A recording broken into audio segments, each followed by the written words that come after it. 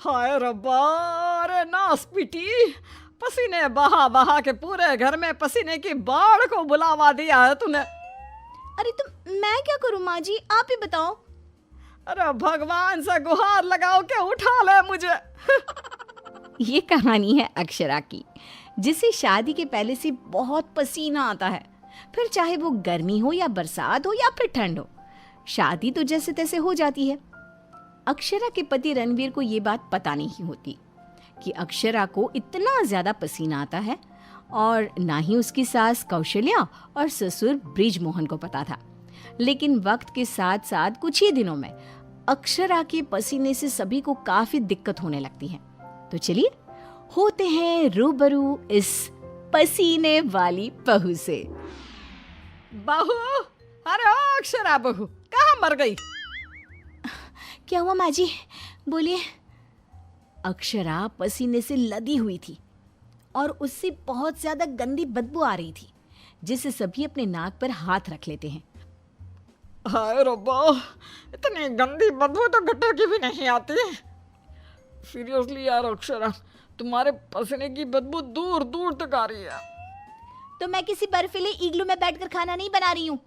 इतनी गर्मी है, 2 मिनट गैस के सामने खड़े रहो तो पूरा पसीने से नहा लेते हो आप। इतनी भयंकर गर्मी है, अगर इतनी प्रॉब्लम है तो लगा लो ना रसोई में भी एसी। हाँ हाँ लगा लेते हैं। वैसे भी तेरे मायके वालों ने हमें ट्रक भर के नोटों की गड्डी जो दी है, हैं? क्या बात करती है? मैं भी चूल्हा चौका कर चुकी हूँ, लेकिन इतना पसीना मुझे तो कभी नहीं आया। ऐसे ही एक दिन कौशल्या देखती है कि खाना बनाते समय अक्षरा के माथे का पसीना टपक कर कढ़ाई में गिर रहा है। हाय रब्बा! अरे करम जलियों की महारानी, ये देख, देखिए तेरे पसीने की टंकी का लीकेज बह के अब हमारे खाने में भी टपक रहा है। अब अपना खारा पानी तू नमक के तौर पर इस्तेमाल करेगी क्या हमारे खाने में? माँ जी, मैंने जानबूझकर नहीं किया है। और रही बात पसीने की टपकने की, तो इसी बहाने ये गट्टे की सब्जी ना और भी नमकीन और स्वादिष्ट हो जाएगी मेरे पसीने की मिलावट से। छी छी छी छी! मैं जा रही हूँ बाथरूम, क्योंकि मुझे तो तेरी बातों को सुनकर और ये खाना देखकर ही उल्टी आ रही है। आज तो कुछ नहीं पकाएगी। आज हम तीनों तुझे छोड़कर बसंत भोजनालय चले जाएंगे। तू अकेले ही चखते बैठ अपने पसीने से भरे हुए ये व्यंजन। अगले दिन जब रणवीर दफ्तर से घर आता है, तभी वो अपने कमरे में अक्षरा से कहता है, अक्षरा, कल बॉस की वाइफ का बर्थडे है, इसलिए उन्होंने हमें खास न्योता दिया है, तो तुम और मैं कल पार्टी में जाएंगे। मैं ब्लैक कोट पहनूंगा, तो तुम ब्लैक साड़ी पहन लो। ओके पति जी, और कोई आदेश? नहीं नहीं, आदेश नहीं, लेकिन एक रिक्वेस्ट है। वैसे तो पार्टी में एसी होगी, लेकिन फिर भी ना तुम पूरी परफ्यूम की बोतल को अपने ऊपर छिड़क के ही चलना। एक क्या, मैं तो कहता हूँ अब 5 चाय बोतल को छिड़क लो ना, क्योंकि अगर किसी ने तुम्हारे पसीने की बदबू को सूंघ लिया ना तो फालतू में सीन क्रिएट हो जाएगा वहां पर, ठीक है? मुंह टेढ़ा करके अक्षरा जवाब देती है, ठीक है, लगा लूंगी, खुश। अगले दिन पार्टी के लिए अक्षरा सच में 5 परफ्यूम की बोतल को अपने ऊपर छिड़क कर सच धज के रणवीर के साथ पार्टी में चली जाती है। पार्टी में एसी थी, इसलिए पहले के 15 से 20 मिनट तो कुछ भी नहीं हुआ, लेकिन उसके बाद से जो अक्षरा को पसीने छूटने शुरू हुए कि बस वो पसीने से भीग कर गीली होती ही जा रही थी, और उसकी बहुत गंदी बदबू भी आने लगी, जिसको सूंघकर पार्टी के गेस्ट आपस में बात करने लगे। अरे ये इतनी गंदी बदबू कहाँ से आ रही है? शायद किसी के जुराबों की गंदी बदबू है ये। जुराबे नहीं, मामला कुछ और ही है जनाब। इतनी बड़ी 5 स्टार पार्टी में पता नहीं कहाँ से घुस गया कोई गटर का कीड़ा। तभी रणवीर अक्षरा को धीरे से कहता है, तुम्हें कहो तो ना, परफ्यूम, पाउडर और साबुन से 10 बार नहाना। लेकिन तुम्हें तो पता है ना कि मुझे पसीने छूटते ही हैं, चाहे कितना भी कुछ भी कर लूं। और उनकी ये बात बगल में खड़ी एक बूढ़ी औरत सुन लेती है और वो बवाल मचा देती है। अरे बाप रे, ये गंदी महक तो यहाँ से आ रही है। रणवीर की बीवी से देखो तो पूरे कपड़े भीग गए इसके पसीने से। सभी रणवीर और अक्षरा पर बहुत हंसते हैं। रणवीर घर जाने के बाद अक्षरा को खूब डांटता है। मिला दी ना पानी में मेरी पूरी मेहनत से कमाई हुई इज्जत। अरे अक्षरा बहू, किस मिट्टी की बनी हो तुम, जो पसीने का झरना बहता ही रहता है तुम्हारे बदन से 12 महीने और 2400 घंटे नॉन स्टॉप।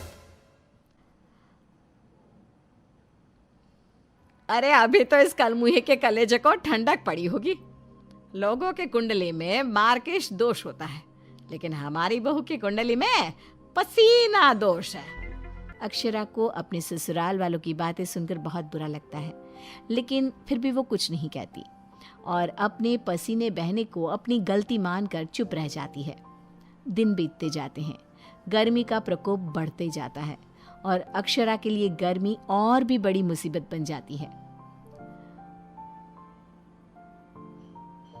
उसे पसीने से पूरे हाथ, पांव, गले, चेहरे और बदन पर घमौरियां आ जाती है, जिसके कारण उसे खूब जलन महसूस होती है। बहुत जलन हो रही है। माँ जी ने एसी का रिमोट भी छुपा के रखा है, इसलिए ताकि मैं एसी ना लगाऊं और बिजली का बिल बच जाए। मम्मी जी, बहुत आग लग रही है। अक्षरा जाकर बाल्टी भर पानी अपने आप पर डाल देती है, तब जाके उसे थोड़ी सी राहत मिलती है। अक्षरा के पसीने से तंग आकर कौशल्या अब दिन रात घर में अगरबत्ती और अरोमा कैंडल जलाती।